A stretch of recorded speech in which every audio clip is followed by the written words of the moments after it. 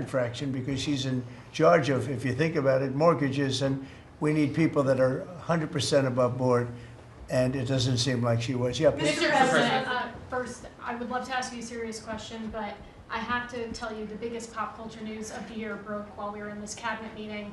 Travis Kelce and Taylor Swift are engaged, and the world wants your reaction, sir. Well, I wish him a lot of luck. Oh.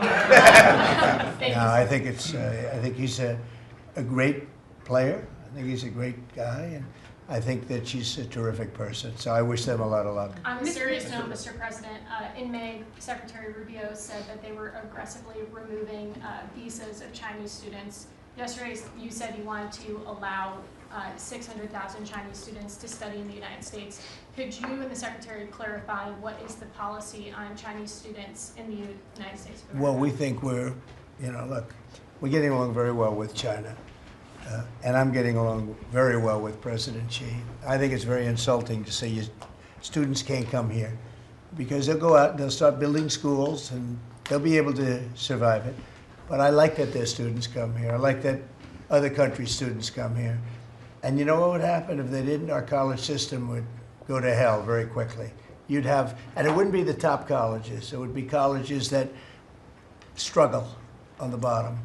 And you take out 300,000 or 600,000 students out of the system. I like having, and I told this to President Xi, that we're honored to have their students here. Now, with that, we check and we're careful and we see who's there, and Marco wants that. We're in the same position. But we have a tremendous college system, the best in the world, nobody even close. That's why China sends them here. And you can call it an industry if you want, but you're talking about millions of people. And I'm honored to have the students from China come here. And we're just getting along very well with China. And it's a different relationship than we had for years, where they took hundreds of billions of dollars, just sucked it right out of our country. They respect us again. I respect them. The relationship is very good. I think it's important that these are two very major powers, nuclear powers at that, but two very important powers. You know, when I get along with Putin, when I get along with President Xi, when I get along with these people, that's a good thing, not a bad thing. We're tough and we're smart and we're strong. We get along. It's a lot better than not getting along. You had somebody in here before. The war should have never started with Ukraine and Russia. It would have never started. And Putin said that himself. President Putin said that himself. So we want to see college students come in from countries. There are some countries that we can't necessarily say that. These are places that have ideologies that we can't live with. So there are some areas, some countries that we can't say that. But we're honored to have the students come here. Please. Yeah, please. Yesterday you said that within 2 to 3 weeks we would have a pretty good conclusive end to the war in Gaza. What did you mean by that? And could you tell us on what? In the war in Gaza. Yeah, what about it? You said in 2 to 3 weeks we would have a conclusive end, a pretty good conclusive. There's no conclusive. It's been going on for a long time. You're talking about, I guess if you really add it up, Steve, you're talking about thousands of years, okay?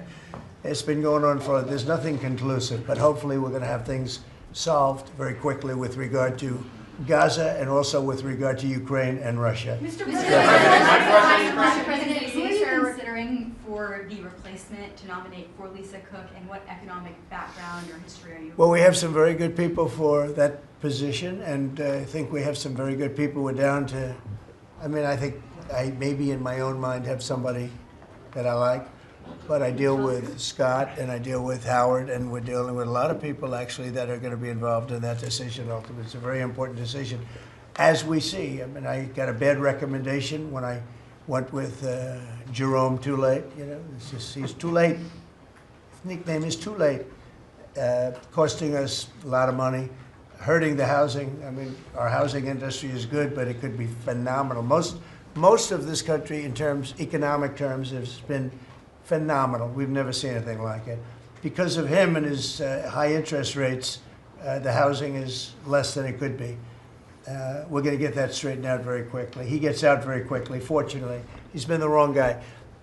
Not a bad person, I don't think, but I do think he has motives, by the way, but I don't consider him. I've dealt with worse, but he hasn't done the job. The recommendation from a certain person was not a great recommendation. That person vouched for him, but we're doing a very careful study. We'll see what happens. Look, we just put a very good man in one position. We might switch him to the other. It's a longer term and pick somebody else, but we're very happy with the person we have in there. And we'll have a majority very shortly, so that'll be great. Once we have a majority, housing is going to swing and it's going to be great. People are paying too high an interest rate. That's the only problem with housing. We have to get the rates down a little bit. And when we do, it's going to be a tremendous difference. The country is doing so well. It sort of blows through the fact that we have a man who's too late and not doing a very good job. Please, in blue. Mr. President, regarding crime in D.C., something that might help especially ladies is being able to carry. I know you've talked about reciprocal carry. Would you like for that to apply here in Washington, D.C.? When you say carry, I assume you're talking about carry what we're talking Concealed about, right? or, yeah. In other words, carry a gun. Is that right? Would you like to carry a gun? I would like to, yes, sir. You'd feel a hell of a lot better, right? I absolutely would. I agree with you 100%, okay? Okay, great. But I'll tell you, within another couple of weeks, it's hard to believe what's been accomplished in 12 days, but within another couple of weeks, you won't have to carry. You're not going to have to carry. You're going to be safe. People are safe now. The turn has gone fast. I knew it was going to go fast, but this turn has gone really fast. And within a month or two, this is going to be one of the safest places in the country. I have no doubt about it. And we'll do an extension. We'll work with Congress, or I could declare an emergency, but I don't think that's going to be necessary. And We'll to work with that, Congress. you've got- We're going to be working with Congress. I spoke with our great speaker, and I will be speaking to John Thune, and we're getting tremendous support from Congress, especially maybe here. Everybody wants to see our capital be great. Could say be great again. You know, it's such a beautiful place, but if you have crime, nothing looks beautiful. So, but you won't need to carry a gun, but if you do, Well, I would like to It's gonna be have your the choice. option, just in case. well, a lot of Sir, people feel that. Also in other blue cities, you've got Karen Bass in Los Angeles, Brandon Johnson in Chicago. It seems to be very popular here, the fact that people can walk around, go to restaurants, shop, not Yeah. have to worry about their safety. If blue city mayors oppose those efforts in their cities, do you anticipate that Democrat voters are going to take it out on them at the I ballot? think so. I think that crime is going to be a big thing. And we are the party, the Republicans are the party that wants to stop crime. We're against crime. The Democrats like crime. I don't know why. I mean, we talk about common sense. I think I got elected on talking about common sense. The border, we have to have a wall. We don't want transgender for everybody. We don't, as I said before, we don't want to have men playing in women's sports. I mean, you see the difference. Weightlifting. Take a look at weightlifting. Take a look at long distance running, where a runner came in 5 hours and 14 minutes ahead of another runner, both champions. One male, one. It's not fair. It's demeaning to women. It's so bad. But they have another one, and I think this is the beauty of them all: crime.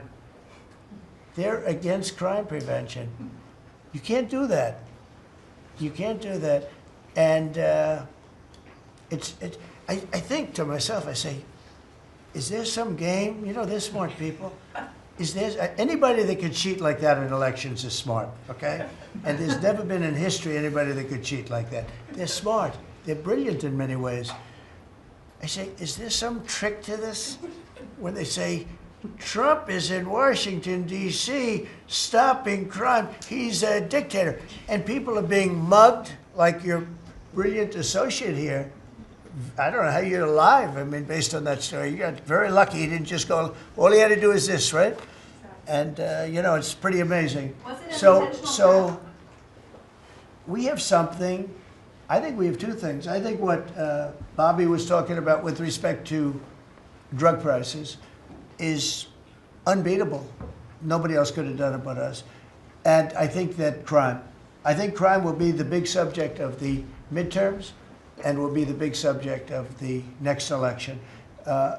Think of it.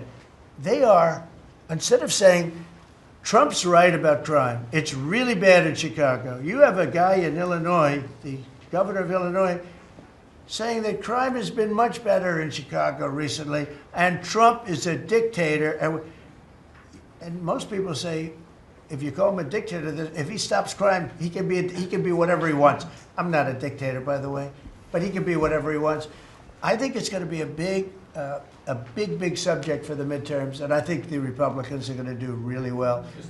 They called it a trap. This Democrat consultant, they said, he's put him in a trap again, because these are all traps. 80-20, but they're not 80-20. They're almost 100-0, all these issues. But I would say that crime is stronger than men playing in women's sports. I think it's stronger than transgender for everybody. It's transgender for everybody, according to them. It's stronger, of course, this is the cause of it, open borders. Open borders gave us a lot of this crime. So, so they're sort of on an equal footing, I guess.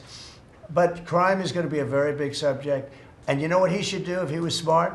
Illinois or New York, if they want, or Gavin Newsom, they should call me and they should say, we've got a problem. We could solve with this team, different players, but work the same way, because you'd leave them here. You don't want to take them out and let it go to hell. Everybody's so happy in Washington. I bet you walked over here today and you had no fear. Nobody has any fear anymore for the last 12 days. But it would be so smart. Gavin Newsom called me up, say, you know what, we have a big problem. We have the Olympics coming up. We want to do well. We have tremendous problems on crime and other things, and would love some help. Chicago in particular, maybe right now. I mean, it's a disaster. It's a disaster.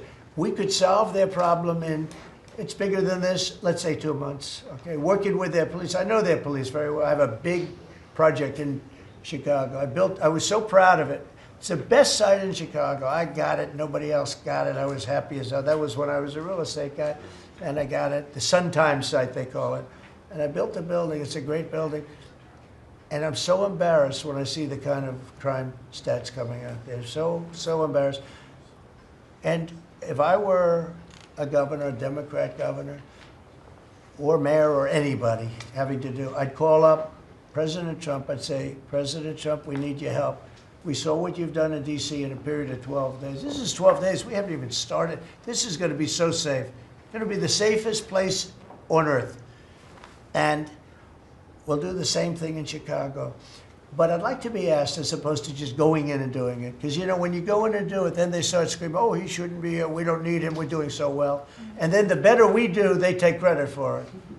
So it's really pretty unfair. Mr. President, Yes, go on ahead. crime, for a lot of victims like myself, a big concern is long-term sustainability. Can you share with the American public about your plan in ensuring that DC is safe in the long term? Longer term, yeah. Well, it's a great question.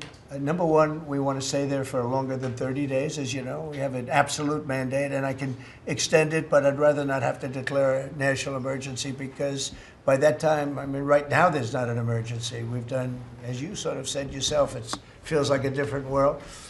We've got under arrest and prosecution, and we've taken some, and we're in the process of taking hundreds out of our country that shouldn't be here. And these are hardcore professional criminals. They were born to be criminals, in my opinion, but they're seriously bad people. Murderers, drug dealers, you know them all. You see them all as you walk beautifully to work, and every once in a while somebody puts a gun to your head, because that's what happened in your case.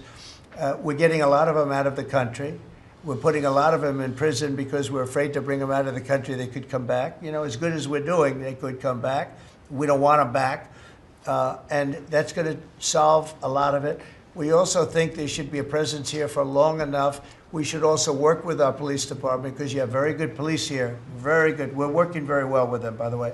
And we have to work together for a while. We have some people that are very tough and very strong working with the police. They're going to be able to handle it. And you know what? If it gets a little bit bad, just a little bit, I'll bring them back in and we'll straighten it out and we'll make it perfect. You're going to be so safe in the city. And you're going to have the city beautified. We're going to be giving out, we're working with Clark, as you know, construction. They're the biggest. They're working with me also. We're building a beautiful ballroom for the White House. They've been after it for 150 years, employs a lot of people. It's going to be as beautiful a ballroom as has ever been built. And Clark is the big builder in this city. They've done, I guess, a majority of the good work, the big work. and we're working with them on the beautification, the fixing up of the roads, the fixing up of the medians, between the roads, so cars don't wrap into each other. They wrap into.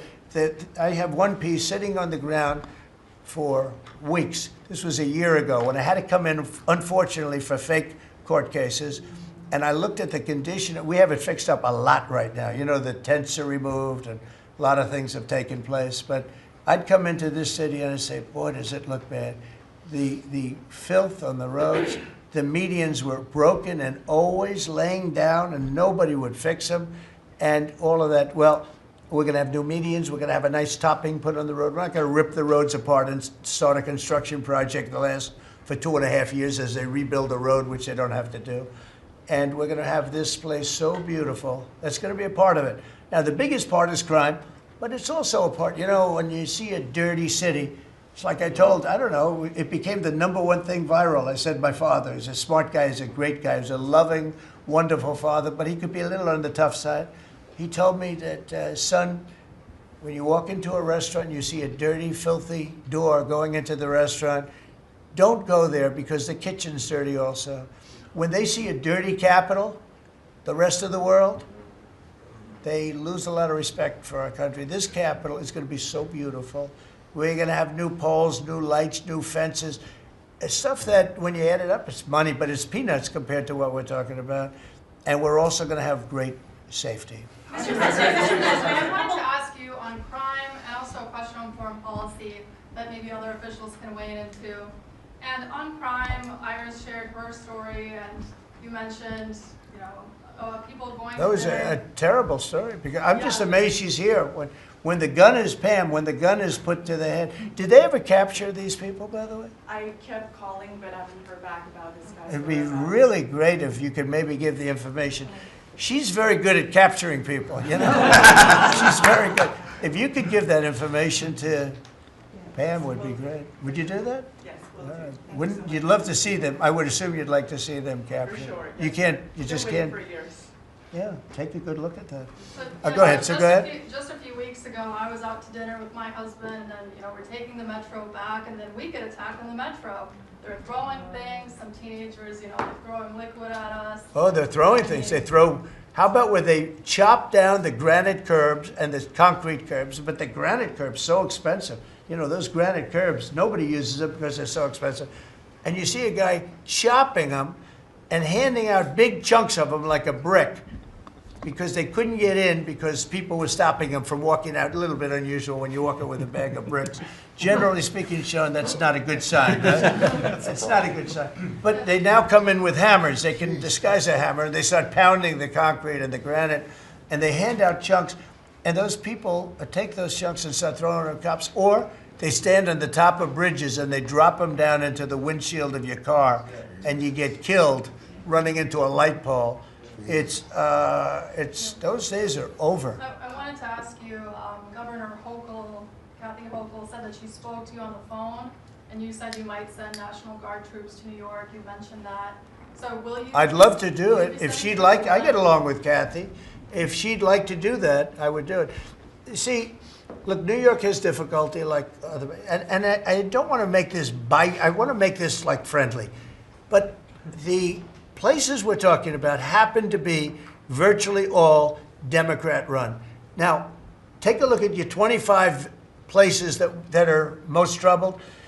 Everyone, except maybe one, and it's way back in number 24 or 25, but essentially 25 out of 25 are run by Democrats, and cashless bail was a disaster. When they did that, and I believe it was instituted first in New York, but when they did cashless bail, that was a tragedy for this, because that's when it really started getting bad.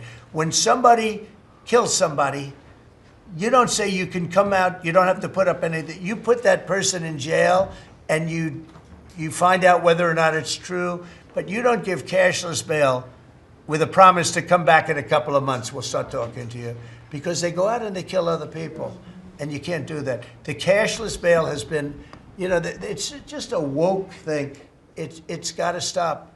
You see that, Christy, better than anybody. It's got to stop. It causes unbelievable, and we're doing that. We're stopping it in D.C.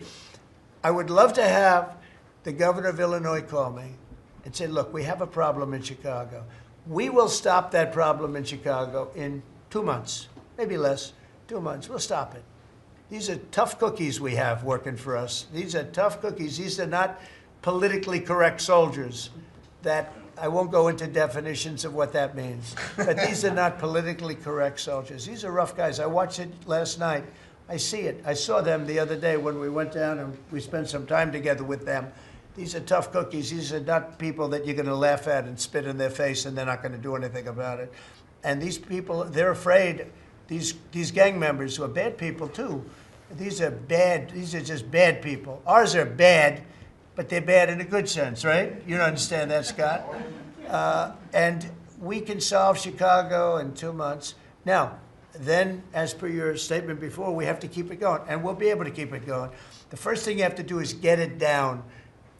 We are very close to being at that position in D.C., and within a month, we will be, within a month from when we started, which is quicker than I thought, you're going to feel very, very safe. I think you feel very safe right now. But I would love it to have these governors, mayors call me and say, we'd like to invite you into our community because we have a problem and you can handle the problem and we can't. One other thing, sanctuary cities, they should be terminated. They're sanctuary for criminals. They're safety and security for criminals. They are very, very bad. And all of these places have big sanctuary cities, and all they're doing is protecting criminals. Okay. Questions about Lisa Cook. You have spoken out very strongly for a long time about what you see as the weaponization of government. Yeah. Is your administration weaponizing No. government by digging into the mortgage records of officials you don't like? No, they're public. I mean, you can find out those records. You can go check out the records yourself. And you should be doing that job, actually. You wouldn't do that because that's not the kind of reporter you are. But you should be doing that job. I shouldn't have to be doing it. If you did your job properly, we wouldn't have problems like Lisa Cook. Go ahead. You were going to say something? So would you be trying to fire Blue? Lisa Cook if she had voted to lower interest rates? On national Please. security. I think we have to have lower interest rates, yes. A follow-up question for you and Madam Attorney General on national security. We've heard from Stephen Miller yesterday in the Oval Office that there are street criminals here in D.C.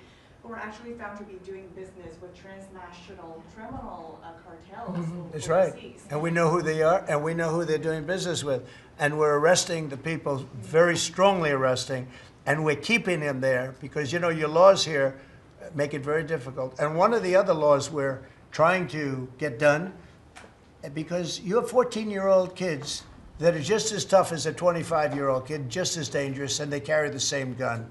And we have to make a provision where they're treated like older people, because these are seriously tough, bad.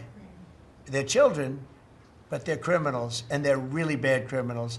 And they're used by older people because they never get charged because you can't do anything to them. But we are getting that changed, Pam, I hope, because you have 14-year-old kids that are evil, they're sick, and they have to be put away. Something has to be done because you can't have a society where they're allowed to walk the street. You know that better than anybody. Mr. President, on your way to Alaska. I can't believe it. You're not tired holding that? I Look have at a few this. more questions. How strong are you? How strong are you? Look at him. He's been holding that thing for 3 hours. You're a good fisherman.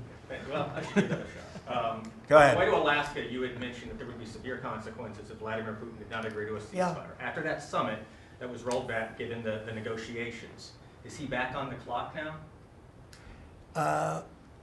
I want to see that deal end. It's very, very serious what I have in mind if I have to do it, but I want to see it end. I think that in many ways he's there. Sometimes he'll be there and Zelensky won't be there. You know, it's like, who do we have today? I got to get them both at the same time. But I want to have it end. We have economic sanctions. I'm talking about economic, because we're not going to get into a world war. I'll tell you what, in my opinion, if I didn't win this race, Ukraine could have ended up in a world war. We're not going to end up in a world war anymore, but it would have ended up possibly in a world war. That would have been they were ready to trot. But just like India and Pakistan, we're going to end up in a nuclear war if I didn't stop them. You know, it's sort of strange. I saw they were fighting, Then I saw 7 jets were shot down.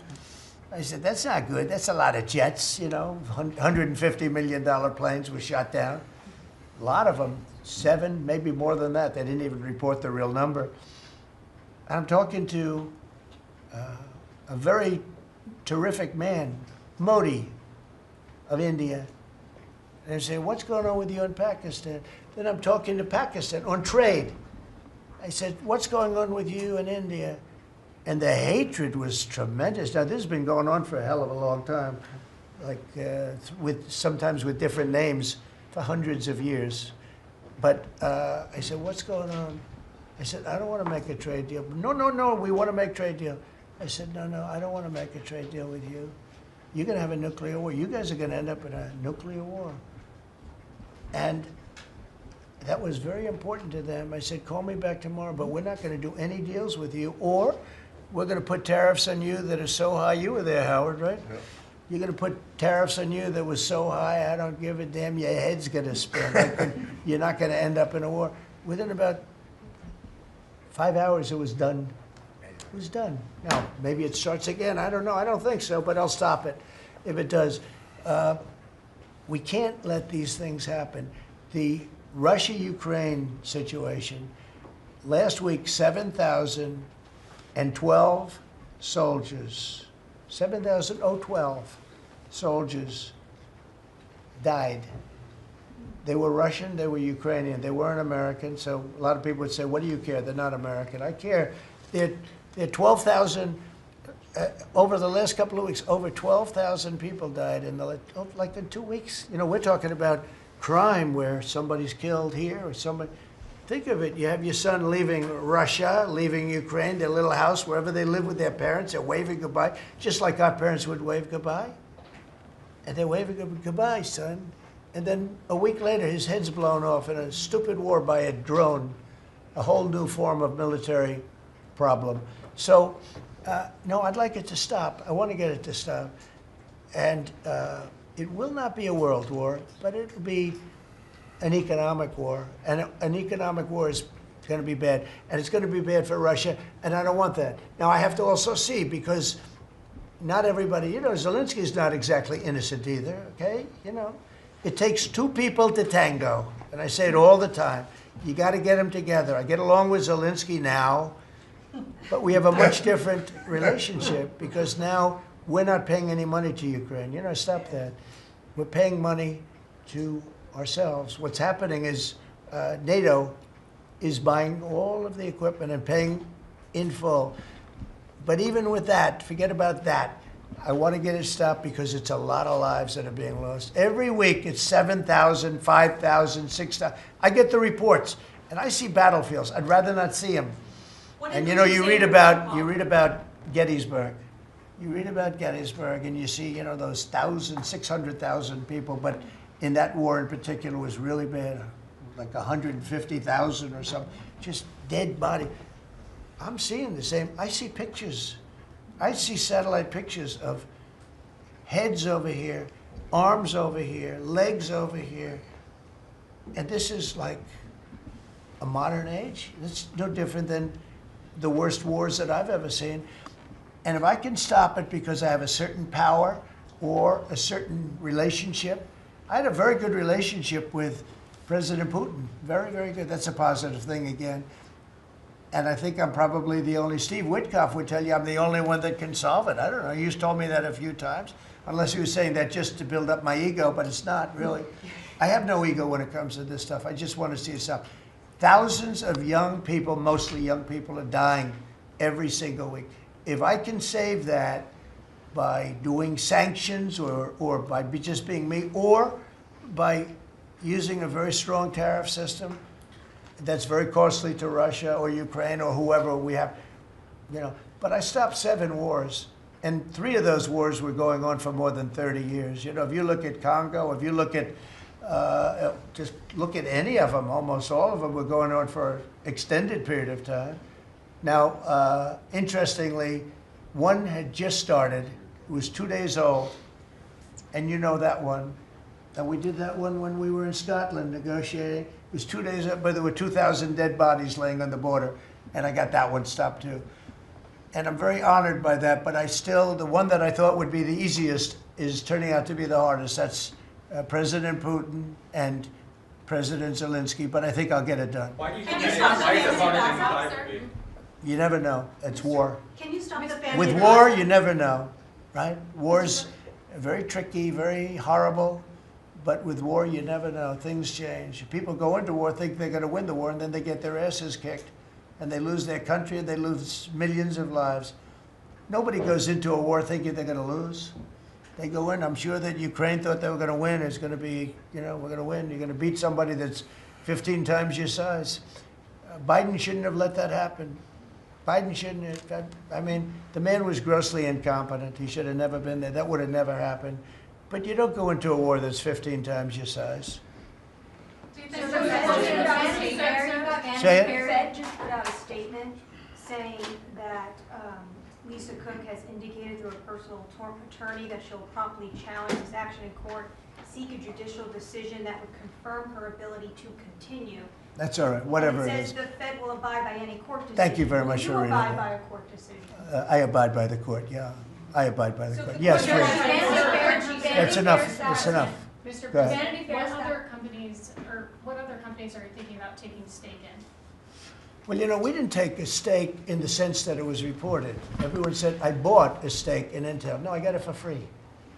I said I was with the, is that a correct statement? Howard was there. Absolutely correct. Scott knew all about it. They came in, a man was charged with something by a very good person, Senator Cotton, made some statements about the gentleman that was running Intel. When he came in, and I said some rough things about him, I said, I'm not happy with it, and they called, and he was very devastated at what I said. I said he should immediately resign. And he came to see me, and I was very impressed by him, actually. And he made a mistake, or factors happened where something like this could have taken place. In the meantime, his board was staying by him. And I said to him, and took about, I would say, less than 45 seconds. I said, you know what you should do if you're smart? Give the United States of America 10% of your company. And he looked at me and he said, I'll do that. I said, I just made $11 billion for the United States. And we made the deal. I didn't pay, we didn't write a check. Now, I guess Biden, with his stupid CHIPS Act, handed money to all these people that didn't need any money. Exactly. It didn't do anything. They're giving billions of dollars to everybody. They all have so much money, and they have more money. But there's no commitment that you had to build. They just took all this money. It's the stupidest thing I've ever seen. See, with tariffs, they have to come in, because if they don't come in, they can't sell into our country. So it's power, and you don't have to give up any money. But I said to him very simply, I'm glad we're straightening this out, because everyone thinks I bought in. No. I said, it would be great, we'd be a great partner for you, and I want to see Intel do well. Intel was a great company, and it can be a great company again. But I said, I think it would be good if we own 10% of your company. He said, I'll make that deal.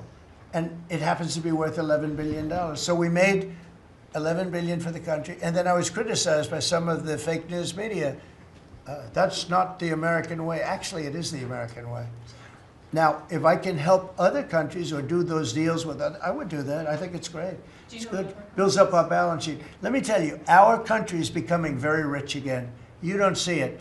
When the CBO came out on Friday and said, we just found $4 trillion, and that goes to reduce our deficit, $4 trillion, and it was from the tariffs.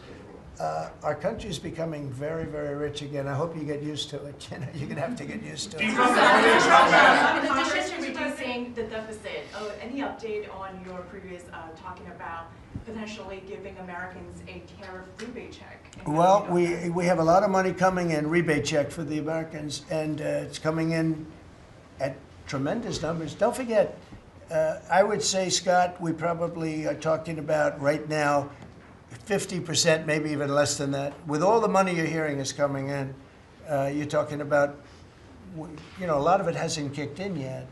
And when it really kicks in is in 2 years when these plants are built and opened and the money starts pouring in, right?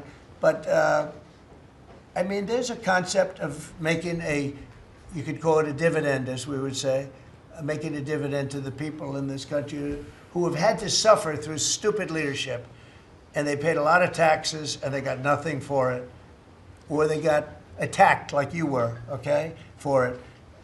No, there's a possibility. Primarily, we want to pay down debt, but there's a possibility that we take a piece of it and make a dividend to the people. Mr. American President, tech and companies, I have a question for Steve Witkoff, if I may. Yeah. This past weekend, Sergei Lavrov was saying that Putin will not sign a peace deal with Zelensky because Russia views him as illegitimate. Just wondering if the Russians have been relaying this to your team, if they view Zelensky, as a leader worth signing a peace deal with, if they will. Doesn't matter what they say. Steve can answer, but I can answer too. Doesn't matter what they say. Everybody's posturing. It's all bullshit, okay? Everybody's posturing. Steve, do you have a different answer? I agree with you, sir. In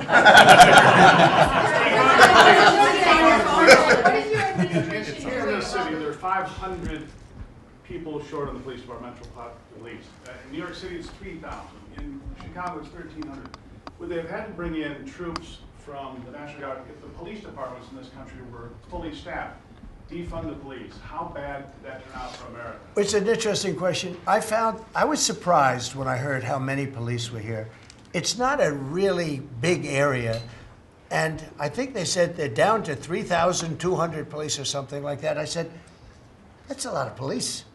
And I was a little bit surprised, because to me that's a big force. And it's not a big area, but it is what it is. There's a lot of crime. You have a lot of, don't forget, you have a lot of police that weren't allowed to do their job. Sure. When I came in, as you remember, we made tremendous strides in a little conflict that we had going at the time, because I allowed our military to make the decision. I said, you can make any decision you want. I gave it to the colonels in the field. I gave it to the captains in the field. You remember that, where everything went through Biden, meaning one of the people, and everything went through Obama before him. Everything went through. They had to make the decision as to whether or not to attack the Taliban. So they'd find 30 people together, they'd call up Washington, and they'd go to a political hack who knew nothing about it. My first night, I got that same call. They called me, and they said, we have I got a call at 3 o'clock in the morning, because I listened to their system, and they were calling me, and they were asking me whether or not they could attack a group of people having to do with what war I'm talking about. And I said, I know nothing about this. Wait a minute. And then I said, who is he? Let me speak to the people calling. They're calling from Afghanistan. And I said, let me speak to the people. I want to speak to them. And it was a colonel. I said, where'd you go to school, Colonel? I went to West Point, sir. Were you a good student? I was, sir. I was a very good student. So you're calling the White House to ask for permission to attack, and by the time you get the answer, how long does it take? Sometimes 2 or 3 weeks. So by the time you get the answer, the people that you want to attack have already left, right? He said, how did you know that, sir? I said, let me ask you, so you're a good student, you went to West Point, and you love the military, right? Yeah. You make the decision. And I gave all those guys that went to all these great schools, and they're all military people, I gave them the right to make their own decision, and we kicked ISIS's ass. Don't forget, ISIS was supposed to take 5 years to terminate him, and we had a man named Raisin Kane, who happens to have done the whole thing in Iran. He's a great general, and he's a wonderful guy too, believe it or not, but he's a great soldier. We let them do their work, and we defeated ISIS. We defeated everybody. Every fight that we had militarily that I had, I won. And I let these great soldiers do some make a mistake, I guess. But like this colonel, I'll never forget it. Where did you go to school? I went to West Point, sir. I did ask him a question. I like good students as opposed to bad students. He said, I was a good student, sir. And I said, you do what's necessary. And, I don't want to sound overly vicious, but he wiped out the entire group of very bad people that want to kill us. So you have to let them do their job. In Washington, they're not allowed to do their job, okay? They're not allowed. You have great police. You have great police, but they're not allowed. Hello. Go ahead. On Congress, Mr. President, would you be open to a year-long continuing resolution? I'm always open to whatever is necessary. Look, here's the problem in Congress. You have Democrats that will never vote for anything. I could say that we're going to lower your taxes by 50%. We're going to guarantee you free cities, safe cities. Nobody will ever get touched, molested, beat up, shot in the head. We're going to give you the greatest country ever. We need your vote. And they won't vote. And they do it in unison. The only thing they do good is cheat on elections and unite. You know why they unite? Not because they're good or they're loyal people. They unite because they're afraid. They're afraid of the radical left. And you can't get their vote. So we have a vote coming up at the end of September. And I think we're going to pass it because we have the majority. And I think almost every Republican will vote for an extension. Because no matter what deal you make with these people, look at Schumer. He made a deal a year and a half ago, and after making the deal, he's been almost run out of the party. He's not the same man. He's not the same man. He's finished. He aged 20 years. He's become a Palestinian, by the way. We call him our great Palestinian senator. But Chuck Schumer, and I wrote him a letter. I said, Chuck, that was really great. Thank you very much. And somebody gave the letter to the press, not me. And he was destroyed because they thought I was being sarcastic, and I wasn't. He made a great decision. It kept our country open. It was a positive. But you can count on almost no vote. I mean, I see things. I'll give you an example, crime. So we're going to pass a bill to stop crime. We may not get one Democrat vote, okay? We may not get one. So when you say continuing resolution, I guess so, and it's going to be passed exclusively by Republicans. On farm Mr. President, visas, why do you use you those mentioned in meetings Iowa that you derogatory wanted to see sir? some changes to the H-2A visa program for farm workers. Right. You mentioned in Iowa that you want to see changes. Do you want to see that before the fall harvest? Well, I love both groups, and we take care of our farmers, and we also take care of the people that want bad people out of our country. And we're working on something that's going to work really well. We take care of our farmers, but we also have to take care of those people that voted for me because they don't want criminals in our country. And we're working on something where we can take care of both. Mr. President, the CBO report you were talking about, the CBO report that two of your cabinet members were talking about. I remember back on Liberation Day, many of us reporters covered your detractors, people saying that it was going to explode the deficit and therefore explode the debt. Who all has called you to say I was wrong? That's very good. You know the answer to that. Okay, yeah, please. Mr. President, Governor Pritzker said yesterday that he, at the press conference, that he would encourage nonviolent resistance to the National Guard if they were sent to Chicago. What's your response to that? He said what? That he would encourage nonviolent resistance if the National Guard is sent to Chicago. Look, this guy doesn't know what resistance is or nonviolent resistance is. He's a bad politician. It's amazing. I mean, if he didn't have the money, he wouldn't get any votes because there's no compelling reason to vote for him. The guy's a major loser. But it would be nice if he would call me. I would change my mind immediately. He said, you know, because everybody knows Chicago is a hellhole right now. Everybody knows it. It's not like he's saying, Chicago has much better numbers, right? Well, what's much better? You mean 100 people are going to be murdered? It's going to be much more than that. So I would have much more respect for Pritzker if he'd call me up and say, I have a problem. Can you help me fix it? I would be so happy to do it. I don't love, not that I don't have the right to do anything I want to do. I'm the President of the United States. If I think our country's in danger, and it is in danger in these cities, I can do it. No problem going in and solving, you know, his difficulties. But it would be nice if they'd call and they'd say, would you do it? And we do it in conjunction. Now, we work very well with the police because we naturally get along with the police. So the police and us work really well together, whether the mayor is opposed or whether, I mean, you have a really rotten mayor there, too. He's got a 6% approval rating in Chicago. And I see black women wearing a red MAGA hat last night on television. Please let the president come in. My son was attacked. You have a force of black women. They're like only Trump. They want Trump to come in. And you see them, they're all over the place in Chicago. because they're afraid to go out and they don't want their son or their daughter killed, just like your parents didn't want you killed. And we have a tremendous, look, it's not about winning elections because we want to have nice, fair elections. It's not politics. We want to see a safe country. You have people that want to see a safe country, and they're great people. You have great people in Chicago. The mayor is at 6% approval. He's an incompetent man. He should have never been put in a position like that. He can't handle it.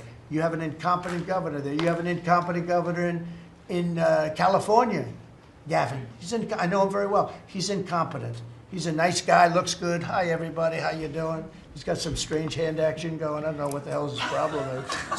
It's a little weird, to be honest. There's a little something shaky going on there. But, you know, all he has to do is call me and say, we have the Olympics coming up. We want to make it really good and safe. And I'll put some really good, great American patriots in there, and you won't have any problems. Don't forget, it's loaded up with some stone-cold killers, some really bad people, some people that were just born to be bad. They're criminals, bad criminals, dangerous. And we can solve the problem for them very quickly. On foreign policy, You know what I think? I think this. You have not had this happen for 4 years. You sat and you'd ask one question to Biden, and it was always the ice cream question, right? What flavor ice cream do you like best? I like vanilla. And that was the end of the conference. I think now we've done enough. These people are very busy. I want to just thank, this is the greatest, this has never been done before. First of all, a cabinet meeting was sacred. You'd never let the fake news media in. But the fake news media isn't all fake. It's, a lot of it is, but it's not all. I think it's a great thing. I think maybe it's going to be done in the future. I hope it's going to be done. But you really get the word out. I mean, we had, each one of these people spoke. I think each one, if I thought one of them did badly, I would call that person out. I would say, Christy, what the heck are you doing? Please don't say that. No, but no, seriously, you have a very talented group of people. They get along, they work along together. And there's something really nice about just, you know, the openness of what we're doing. It's government. It's an open government. That's what we are. And we haven't made too many mistakes. Maybe we'll, but we haven't made too many mistakes. We've called it right. And I think you can be very proud of your country. We are a respected country again. We are really, right now, respected at the highest level, and we're doing great. And we're a very rich country again, very rich. And that's a good thing, because when we're rich, we can take care of poor. And that's what we're doing. And we're taking care of crime. And I hope, just in finishing, I hope that Illinois, I hope